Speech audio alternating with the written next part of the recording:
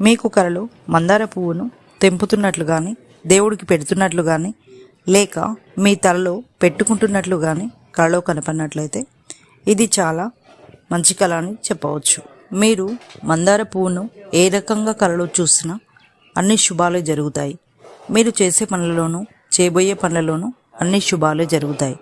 మీ భవిష్యత్తు చాలా బాగుండబోతుంది.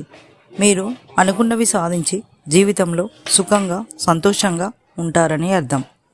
మీకు కలలో ఎండిపోయిన మందార పువ్వు కానీ, వాడిపోయిన మందార పువ్వు కానీ కలలో కనపడినట్లయితే కొన్ని ఇబ్బందికరమైన సంఘటనలు ఎదురవుతాయని అర్థం.